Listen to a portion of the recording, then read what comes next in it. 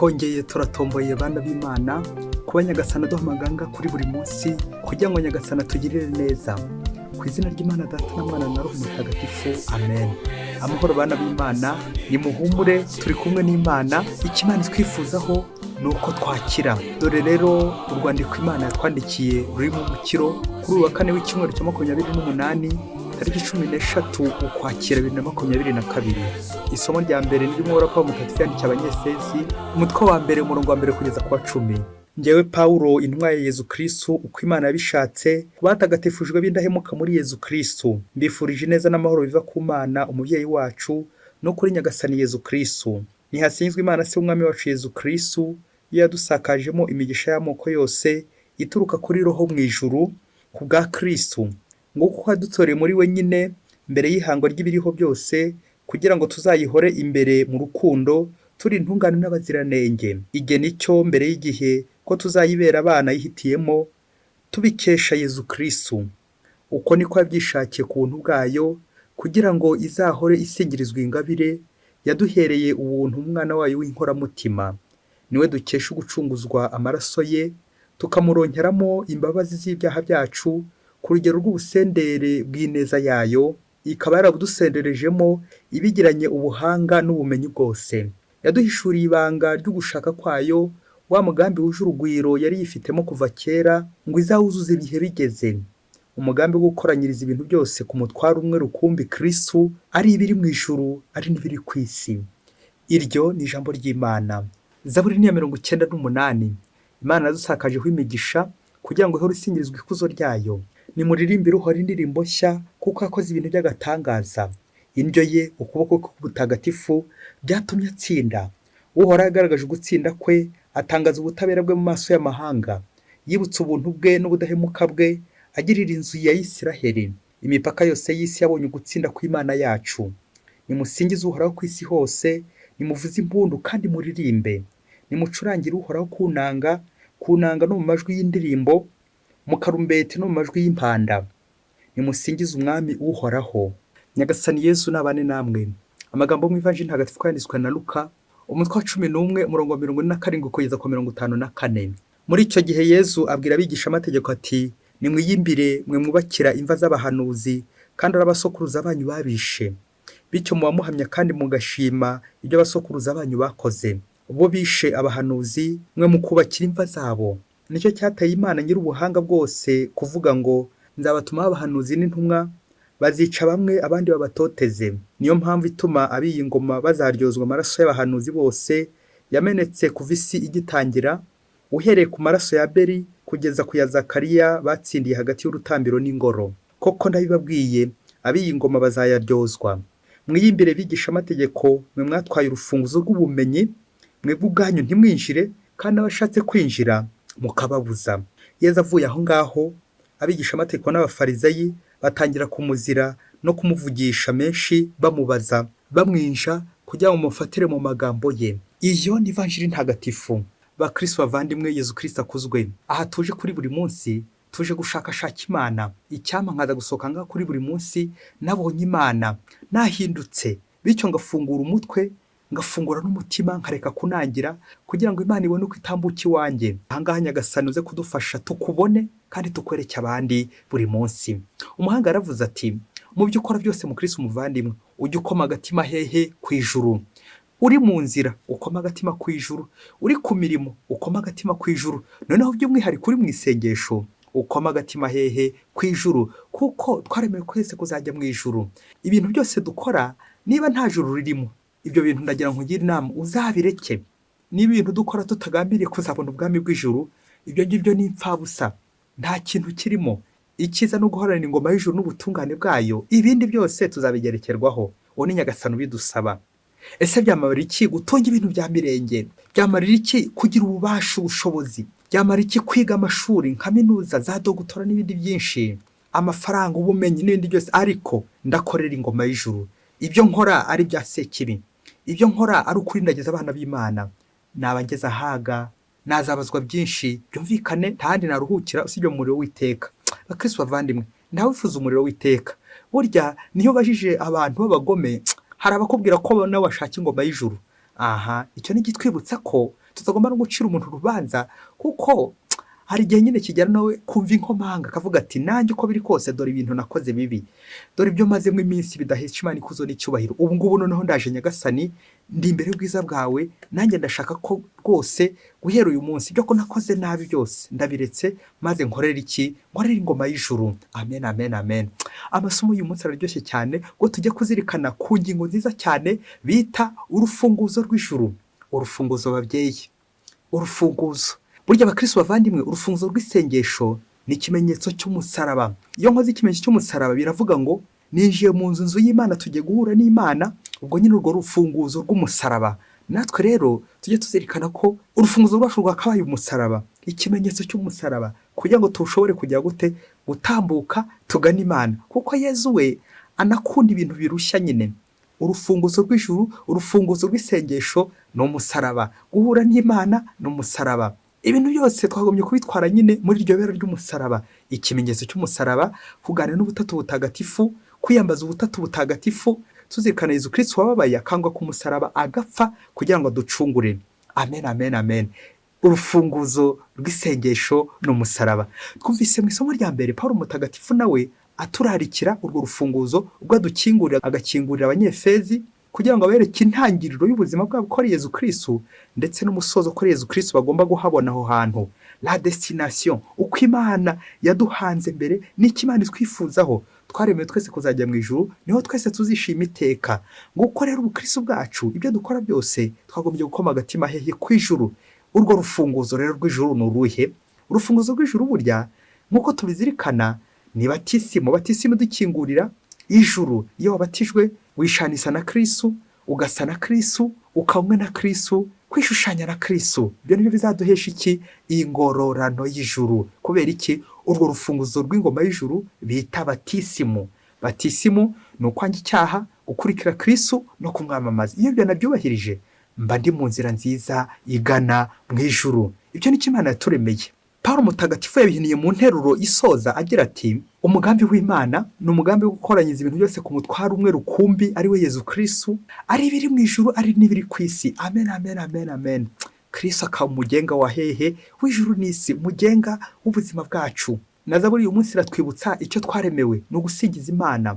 Uhora dusakajemo imigisha kugira ngo hore isingirizwa ikuzo ryayo. Amen, amen, amen. Uhora asingiza Imana, ibyo nkoze byose bigasingiza Imana, ibyo nkoze byose bigahisha Imana ikuzo n'icyubahiro. Ibyo nibyo bizampesha iki? Ingororano y'ijuru. No mu ivanjiri y'uyu munsi Yezu nabwo arifuza guturangira ahantu twanyura kugira ngo tujye mu ijuru. Ariko se ni kangahe nzitira abandi ntibinjire mu ngoma y'ijuru, nanjye sininjire? Yezu Kristo turibuka ko ari ku mufarizayi wari wamutumiye kugira ngo basangire. Ahangaha rero kuri aya meza ashushanya natwe ifunguro ry'Ukaristiya dushobora gusangiramo na Yezu. Yezu agira impanuro agenda aduha, cyane cyane tubanza mu ijambo rye, igitambo cya misa, nyine ijambo rye hakuriye igitambo cya misa, aho dusangira na Kristo. Yezu Kristo afite impanuro yaduhaye z'imyitwarire tugomba gukurikiza, uko tugomba kubaho, uko tugomba guhindura ubuzima. Aha rero ni ku mufarizayi nanone hahuriye abafarizayi n'abigishamategeko. Aba ngaba bashushanya abari bayoboye abandi, abahanga muri iki gihe bayoboye lokilite, imihango yo kuboka Imana. Muri iki gihe umufarizayi cyangwa umwigishamategeko dushobora kumwita abaherezabitambo, abasaseridoti n'abandi bose bayobora imbaga y'Imana. Abo ngabo rero kuba bajijutse cyangwa kuba barize amashuri akomeye cyane, reka tuvuge gutyo, ntabwo byakabera umwanya wo kuzitira abandi, ahubwo kuyobora abandi.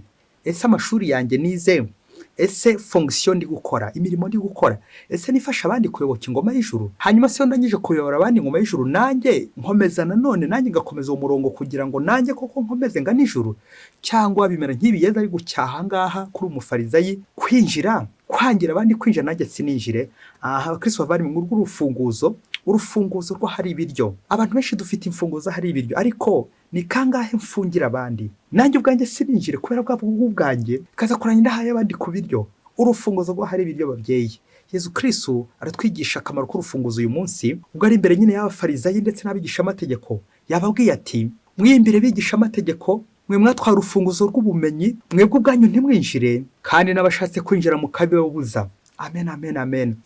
Ndagowe niba ndi umutegetsi, niba ndi umuyobozi, ariko abamfasha ntabayobora ku Mana. wasanga abantu nyobora mbayobora kwa sekibi, bya bikorwa byanjye bikabarindimura abanyobora, abakozi banjye. Kandi Imana yarampaye urufunguzo. Bakristo bavandimwe, iyo bavuze urufunguzo cya mbere wakumva c'est le pouvoir ou bien la puissance, ni ububasha, ni ubushobozi, ni ugushobora. Icya kabiri wakumva ku rufunguzo ni inshingano, c'est l'autorité, ni ubutegetsi Imana ibiguhaye kugira ngo nyine ufungurire abandi, warangiza kubafungurira ukanabafungurira. Gufungura, ngafungurira n'abandi. Icya gatatu twazirikana ku rufunguzo c'est le secret, ni ibanga, n'umubare w'ibanga, ni code, mot de passe. Naho nyine nanyura, nako kantu ushaka kwitwaza kugira ngo ntambuke, laissez passer, aho nanyura kugira ngo ntambuke bakareka ngatambuka. Urwo rufunguzo rero, iryo banga twese tugomba gukoreraho, nta rindi ni ugukorera nyine ingoma y'ijuru. Gufungura, ngafungurira n'abandi, nkabafungurira, narangiza nkanabafungurira. Ibyo nibyo Yesu ashaka uyu munsi. Bakristo bavandimwe, mwumvise akamaro k'urufunguzo. Ububasha, ese ni kangahe ngewe nkoresha nabo ububasha? Abidi pouvoir, gukoresha nabo ububasha mfite, gukoresha nabo ubushobozi mfite, nkaba nakandagira abandi, nkaba nabaryamira, nkaba nabicarira, nkaba nabatsikamira. Niba abayobozi cyangwa abategetsi bamwe bishima igihe bahagaze ku mirambo y'abo bayobora, bahagaze kumva bari kuzibyiniraho. Zamva Yesu yavuze muri Ivanjiri, ni kangahe njya mbyinira kumva z'abandi, nkabatsikamira ndi kubica. Kandi koko kwikubitiro mu ntangiriro, ngo Pawulo mutagatifu yabigarutseho, Imana yaturemeye kugenza neza. Akabya bindi by'umufilozofe bita Jean-Jacques Rousseau wavuze ati l'homme est naturellement bon, c'est la société qui la corrompt. Umuntu avuka ari mwiza, ni Imana natugeneye. Ariko se ni kangahe societe yacu, ibigare tubamo, ubuyobozi bamaze kubuduhereza, ntagera nizamura mu birere, ubwo ngatangira ngatsikamira abandi, ubwo ngahinduka mubi. Ariko kwikubita ntabwo ari Imana yatugeneye. Ntabwo Imana yatugeneye ko abantu babi. Hari igihe tubona umuyobozi yarabaye mubi, umutegetsi, tukabyitira rya somo ryo mu Europa mutagatifu yandikiye Abanyaroma umutwe wa 13 n'umurongo wa mbere. Ubutegetsi buturuka ku Mana. Imana kwikubitira duha ubutegetsi n'ubuyobozi kugira ngo tuyobore abana b'Imana mu rukundo. Ariko se ni kangahe nkoresha ubwo buyobozi nabi, nkikanyiriza, nkikunda, nkihereza, ngishimisha, ikaza kurangira ndi gushimuta abandi, ikaza kurangira abantu bagomba kuyobora ku Mana ndi kubarindagiza aho kwa sekibi.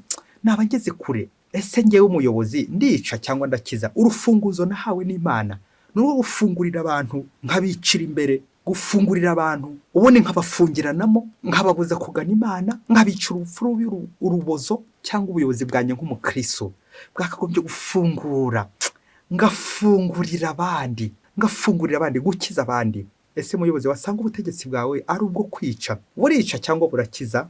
Ibaze nanjye nibaze. Ibi gatwibutsa ko nta muntu n'umwe utari umuyobozi burya. Niba utari umuyobozi w'urugo rwawe, uri umuyobozi muri kiliziya, ushaka uri umuyobozi mu nzego za leta, uri umuyobozi n'ahandi hose. Ese imfunguzo ufite? Shyira ku rutonde imfunguzo ufite. Ese ufungura ryari? Ufungurira abandi ryari? Ububasha ufite ukoresha ryari? Ko igihe kizagera ntiwongere kububona. Kuri iyi si ni gatabe gatoki. Uwo mwanya uriho uzi ko ejo uzawuvaho? Ese nuvaho uzabamara iki abavandimwe, abo mubana, abo uyobora? Wabamariye iki? Bya bindi bya mutagatifu Bernard ngo yanditse ku rugi rwe ati, Bernard waje gukora iki hano? Nguko natweza tubaza ati, mukristo umuvandimwe, ubuyobozi ufite uri kugumaza iki? Ahangaha ufite urugakoresha iki? Iyi nzira urimo urajya hehe? Gukoresha neza ubuyobozi twahawe n'Imana, ngurwo urufunguzo kwinjira, kandi nkareka n'abandi bakinjira. Hehe? Mu ngoma y'ijuru. Cyo nicyo Yesu Kristo ashaka gutwigisha uyu munsi, kwinjira mu ngoma y'ijuru, gukorera Imana. Umunsi umwe hirya kure cyane muri Afurika, ngiye kubivuga, wenda wasanga hari n'amateka wabyumvisemo, iyo hirya nyine kure cyane muri Afurika, wenda uze kwegumisha ku mutima ntubyerure cyane. Ngo hirya kure cyane muri Afurika rero, ngo hari umuyobozi yakundaga kurya ruswa.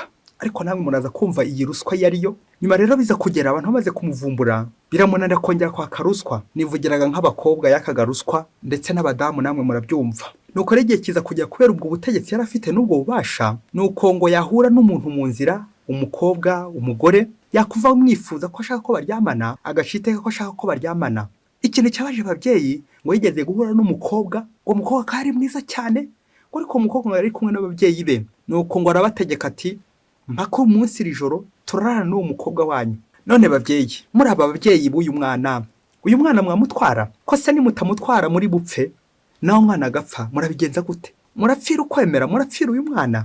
Murabigenza gute? Nguko uyo muyobozi nyine yatambuka ku mukobwa ashatse, akamuha randevu ko mpaka bari buze kuryamana, atabikora ubundi agahita amwica kubera ubwo bubasha yari afite. Nuko ibyo bibaho ngaho nyine muri ibyo bihugu byo kure cyane nyine muri Afurika, biraba abantu babibona nyine barakangarana, bibaza ibiri kubera aho ngaho, birabayobera, ariko abantu nyine babikamo ubwoba gutyo, bamwe barabyemera, uwafashe agahita amufata nyine, abanze rero gukurikiza iryo tegeko bagahita bapfira aho ngaho kabica, gutyo. Rero kera kabaye ngo wa muyobozi abantu batangiye kugenda bamutinya, nuko akajya agenda akajya nko mu ishuri, ubundi agakora liste y'abakobwa yabonye beza barimo, ashaka ko baryamana mpaka, nuko agakora liste, buri wese akamupangira igihe azazira n'umunsi azaziraho. Uwanze kujyayo ubundi agahita amutumaho, ubundi akajya gute akamwicisha.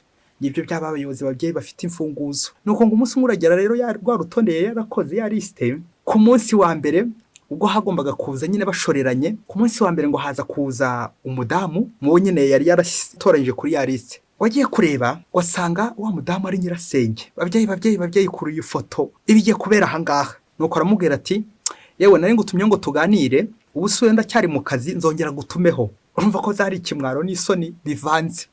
Nuko ngo ku munsi wa kabiri kuri rwa rutonde nanone hagiye kuza undi, babandi yaratoranyije beza cyane b'abakobwa beza, hagiye kuza undi mukobwa, agiye kureba asanga ari mushiki we, kubera ko nyine yigaga aho ngaho nyine yaratoranyije, aho ngaho yatoranyije azajya aryamana nabo buri munsi. Nawe amubonye amukubise amaso, areba hirya areba hino, yumva bimwanze mu nda.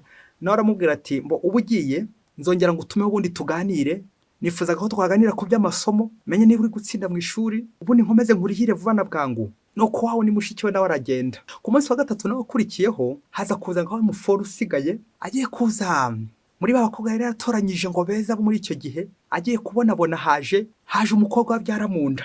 Bakristo bavandimwe, uyu muyobozi ari bubigenze gute? Sinshaka gukomeza inkuru ko zagiye zikomeza na ya liste yagiye ahitamo y'abo bagomba kuryamana bose, ahubwo icyo nshaka gutsindagira ni uko gukoresha n'ububasha dufite, ububasha bwo kwica abandi, ububasha bwo kwigarura abandi, nkabatsikamira, nkabakoresha ibyo nshatse kubera ububasha mfite, ubuyobozi mfite, umwanya ndiho, bamwe nkabicarira, abandi nkabaryamaho, abandi nkabaryamira, nkabatsikamira.